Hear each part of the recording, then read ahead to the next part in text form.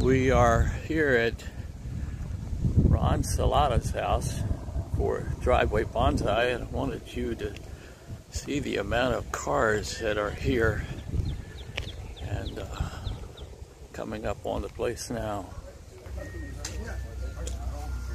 The first we see is Dave Clark with his back to us.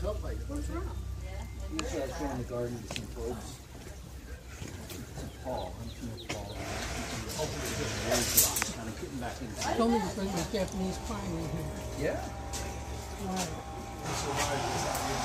Bonsai by the Samurai. I know you. So, little Tabebuia. Little Tababuyas, yeah, working on tabbies today, mainly weeding and doing a little wiring while the leaves are off. And these are too young to flower, but Tababuyas normally need to be 7 or 8 years old before they'll flower, and these are only 4-year-olds, so they're getting there. What kind of flower do they get? These are yellow and purple. So these two are yellows, and this is a purple Tababuia. We see things. Rod, what are you working on? Well, I've got a pot full of Benjaminas here that I've had for a couple of years, and I'm wiring them because I'm tired of looking at them just straight. So I'm putting a little wire on them. And I just did these over here. Nice. So you got them labeled too. So you got another one here. That looks like a tiger bark. Yep. And a little Chinese elm. Yep. The advent of DNA. It's just I just brought it up here to show it because a month ago they had no leaves on it, and they started growing back. I thought it was dead. So, Becky, what are you working on here today? I just brought show and tell. Show and tell. I just repotted, my juniper. So this is going to eventually be a sacrificial branch in a year or two, but it's because I just repotted, I'm not going to do anything else with it this year. I see. And this one? That one's not mine. This one's not yours? No. Who's that belong to, do you know? I do not. What's up, man? Hey, Ron. Hello, Terry. Yeah, How finally are you? made it. I'm all right. How are you? I'm doing great. Good. Just walked my trees with Paul. Showed him our collection. And here we are in the middle of doing a repot. Yeah, that's a big willow leaf ficus, isn't it? Yeah. Yeah, we're very familiar with willow leaf ficuses around here. Yes, we are. I don't think we're going to do too much disturbing of the roots right now, but we're going to free them up a little bit. This is juniper that is in need of help. It doesn't sit in the pot because it's very top heavy. My biggest challenge with this is getting it upright in the pot. And then I need to go back and start trimming it. It's been kind of on its own for a while, and it's time for me to take care of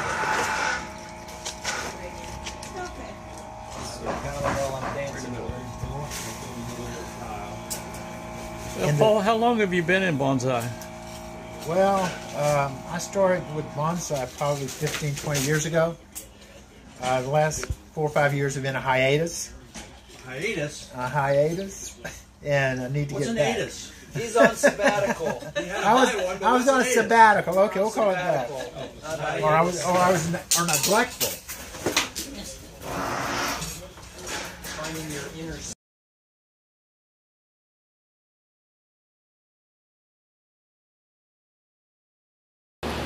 Here at the memorial service for this 28-year-old Azalea being trained, mostly in Washington, D.C., winner of several awards, but now for 28 years it has passed on. The Florida heat seems to be too much for it.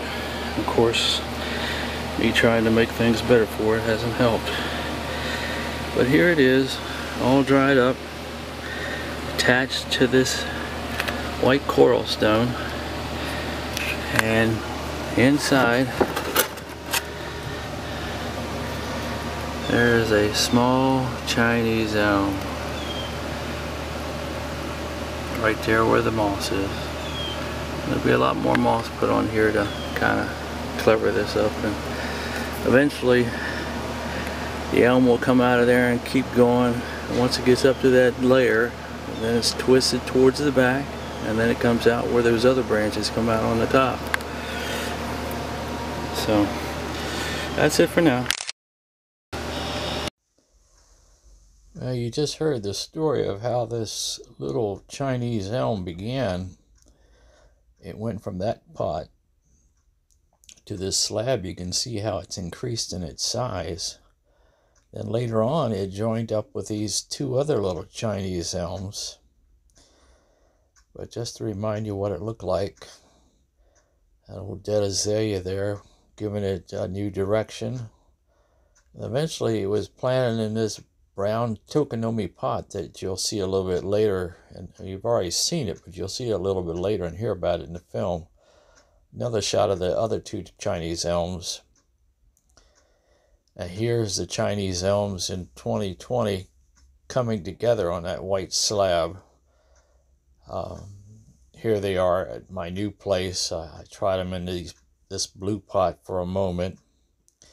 And eventually I put them in this green pot, and that green pot is the one that I planted the maple in.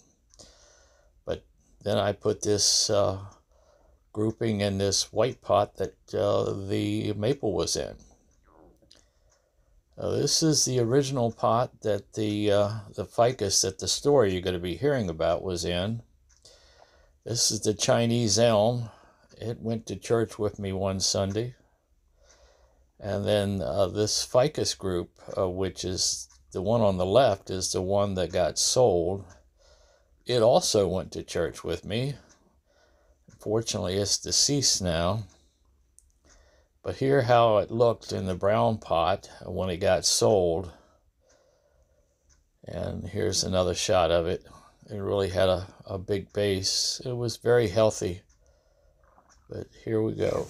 Mr. Durant, I see that you finished up and you're going home to get a little bit more soil for your willow leaf ficus that you're actually transplanting on the 1st of February here in Central Florida. This is the pot that it came out of, and you're transporting it on a golf cart. So I guess you must live in the community, huh? Yep. Golf cart. Yeah, so, well, enjoy your day. Yeah, Malcolm is showing up. This man been around bonsai all his life. Hey, how are your ferns? How are your ferns? I don't have any ferns anymore. Oh, God. No. Well, a few odds and ends left, but mostly bonsai now. Yeah. Yeah. And well, that's good. I need to come see your trees. I was riding over with Dave. I wish you would. I got a nice selection now. I was telling Dave about your book.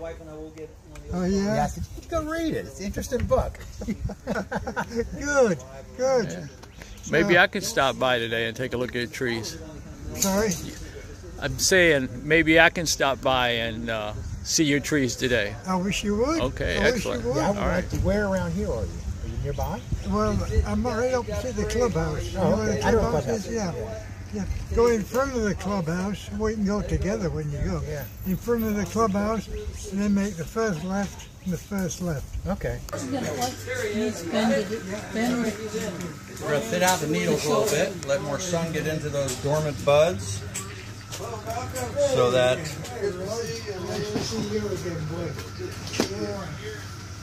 the sun will warm them up and activate them. So we don't need all those needles there. These are last year's needles. These are this year's needles, so we're going to thin some of those out as well. The old days. Yeah.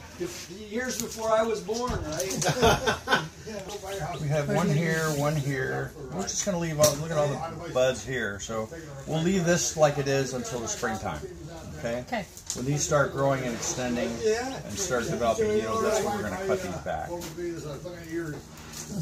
Those will all get needles? Yeah, these are this is what's called an apical bud. Okay, the apical bud drives the growth of the whole tree. This produces the hormone called auxin, which then is sent down to the roots and tells the roots, grow more roots because I'm going to grow more foliage. I'm going to make new needles up here. I need a place to store all the carbohydrates I'm going to generate. In the process of doing that, what it does is it stifles the growth of all the little dormant buds that are growing along the trunk. Okay. So in the springtime, what we do is we cut this, tip prune it, and that stops the production of auxin. And the roots then produce a hormone called cytokinin, which floods up the tree and activates all the dormant buds and the back buds. That's how backbudding works. That applies to any kind of tree, not just a pine tree. So what size wire are you using? This is 3.5. 3.5.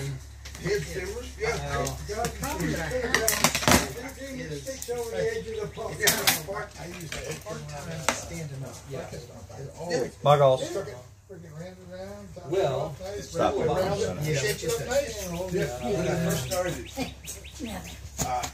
Way to the bottom. Started at the bottom. Hold it tight. Try not to pinch too many needles. You inevitably will pinch some needles.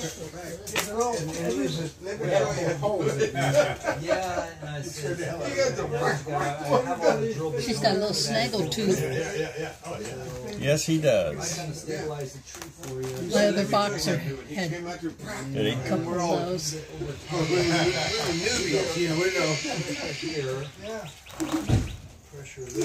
We're going to go right up to the base of this typical bud. Yeah. Oh yeah. Does it hurt putting it around the needles? You just got to kind of pull the side. You're going to pinch some, but that's okay. Now we're going to bend it. Yeah, that's okay. We're going to wire it in after we're done. You have to bring me over when you do yours. I want to see it one time. Then I won't. I'm trying to twist it a little bit as we go. anything, if we tighten that down, yeah, it needs to And you don't want to cut it off. And I did water it for a couple days. Here's a branch. I'm just going to keep that one on a simple one-turn twist. Wow. Yeah. And it goes out, and it looks really cool. You like it? I mean, the design of it. Much better. There you go. All right, now we're going to wire it. Just to... No, the design. You know, that makes sense. This is for when you...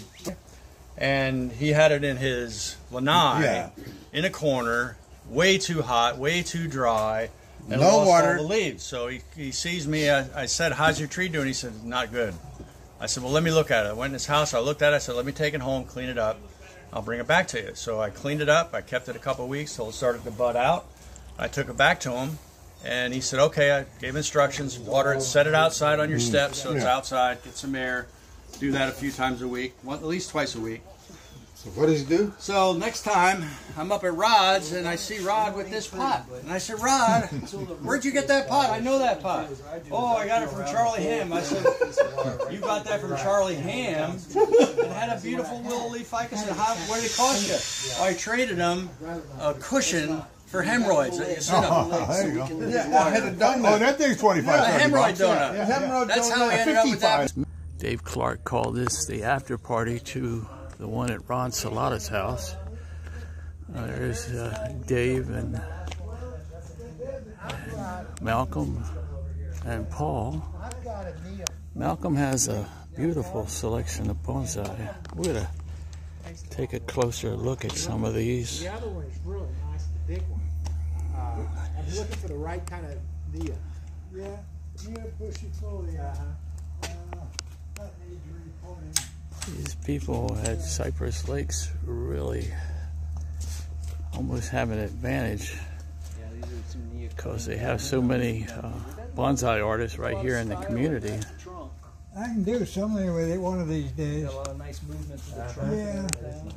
And then, Trimmed it down a bit. you know who's got a really nice Nia is Brent. If you get a chance to look at Brent's garden, he's got one that's I don't know, the age of it's probably 25, 30 years old, and they make really tight pads. Yeah, they do. Yeah. Really tight pads. You can really train them down because the leaves just get like the prum. The leaf gets smaller and smaller. What I found, my big one is about this tall. Okay. And I just kept trimming it. It turned out to look like a topiary. He has a lot of bougainvilleas here, junipers, Brazilian rain tree.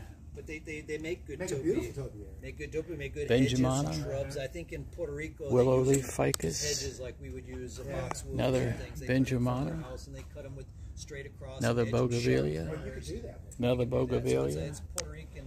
And then we have the kaleidoscope, variegated Portulacara afra, the elephant bush. They get out. He incorporates the Once they get out into the community, bougainvilleas then they propagate from into there. his It's kinda landscape like an here. invasive, you know. So that's a Premia, the one in the middle. That's a Premna. Premna. P-R-E-M-N-A. Premna. Yeah. Microphylla, small Microphyllus, leaf. yeah. Yeah, well, I'm going to, when they get going, I'll make some more cuttings. And they go quick. I got some cuttings from Malcolm maybe 2 years ago, and I'll show you. They got a nice little forest. I know what to do with them. They were just a bunch of cuttings, and I left them that way. Now they make a nice forest. I'm like, I'm glad I didn't separate them. Right. And then Malcolm came to one of my driveway bonsais maybe 2 months ago or so, and I said, "Oh, the master's back." It was all hairy and grown out. I set it in front of him, and he sat there and trimmed it all back up for me. So you're going to have to come again soon, Malcolm, because it's almost we're ready for another refresh. Yeah. But it's just a little show in size. It's not a big thing, but it because the leaf size can get so small on these, it really makes a nice show in size tree. Yeah. You know. Yeah. Oh, look at the Nabari on your that. Well, I'm going to do that. I'm going to spread that out. Let that spread out. Bring it up a little and let it go. That's pretty. Usually the Benjaminas don't have much on them. Yeah, that's Like nice. So what I'm going to do at the next one. Yeah. What they did, and it got hit by something. You see, that's the top of it. It fell off there and then branched out. And I bought it off because I wanted a pot. And it's done well all by itself. It got quite bushy, so Ron was itching to get. Yeah. The first question is, how long have you been in bonsai? Since 2003. And how old are you? I've been growing little trees all my life. Before that, I was in ferns, and before that, in orchids. But I didn't like orchids. Orchids look pretty when they're in bloom and look terrible for the rest of the year. And how old are you now? You recording all this? Yeah. Here, you want to hit him with this? Tomorrow I'll be 89. Well, happy birthday. Amen. Sure. Yeah, Thank wonderful. Thank you. Yeah. Today at the Cypress Lakes Bonsai Club, their driveway bonsai that happens every Thursday except for the second one. That's when we have our regular monthly meeting. I was able to obtain 5 more blocks to complete the stable look of this stand, and take a look at the Talabuya coming into season for flowers. This is the tree that I will be working on shortly, and I will be getting in tight to actually use a new gel Roundup on the artillery fern. Those are just a weed here in Florida. A look from the other side. Notice I have a seat belt, a wire. It has no inner wiring holding it down, and that really saved the tree today from a little fender bender. Good afternoon. I'm Terry Atkins with the Cypress Lakes Bonsai Club, and today we had driveway bonsai up at Ron Salada's house, and there will be a lot of footage of that. Before you sits this Chinese elm that I repotted the other day with the river maple, and I didn't talk much about it, didn't really show it. But what I plan to do in this excerpt is to show how that you can use this Roundup gel to get rid of your weeds. And the weed we're dealing with here is, it's called artillery fern. And just like artillery just keeps coming at you in the war, this stuff keeps coming at you. It drops its seeds and keeps on going. So after I make this application and it gets alleviated, I'm going to put Preen. I don't have any of that product to show you right now, but I'm going to put Preen on it, and hopefully I don't have to do this again. Now, I looked up on YouTube a couple videos that mentioned using Roundup, and one was by the Aussie Bonsai Bloke. And in his 18th video, he was out in his garden and he was spraying for weeds in his gravel patch, and he decided to spray not 1 but 8 of his bonsai trees. There was no mention of what the results were until I looked for about 3 months later when he did a tour of the garden, and he showed how that all the trees had survived. The weeds were all dead, except for one weed I noticed, and all the trees were doing excellent. So I'm going to give this a try. This is not a spray. Looks like it comes out as a roll-on, so I'm going to put it on some parchment paper, then I'm going to take a brush and apply it, and I will be showing that in the next segment. Well, I decided to speed this little clip up. It was quite tedious doing this little procedure. I mentioned on there that you can take them out with tweezers, and I was slightly worried that the Roundup might get on some of the exposed roots that are on this thing, because that's the way Roundup works. It actually goes down to the roots and makes the plant die that way. As you see this, one of the things that you didn't get to see previously because of the way I had the camera angled was the hemostats and the tweezers. Here they are, tweezers. That's another way of doing it, and also I wanted to just show this Roundup again, that if you pump it here, it starts to come out as a gel. I am really hoping that you can see that. I'm sure if you got a big enough screen that you'll be able to see it. And then you just apply it to the weeds. So that's my final update on that. As you was watching Ron Salata twist and turn that little Japanese black pine, if you want the trunk to have any kind of movement in it, you have to do it early in the life of the pine so that you can get those twists and turns. Well, it's been nice, but I see my lady is coming up. Please like and subscribe, and thank you very much for watching this film of the Cypress Lakes Bonsai Club Driveway Bonsai. Thank you very much.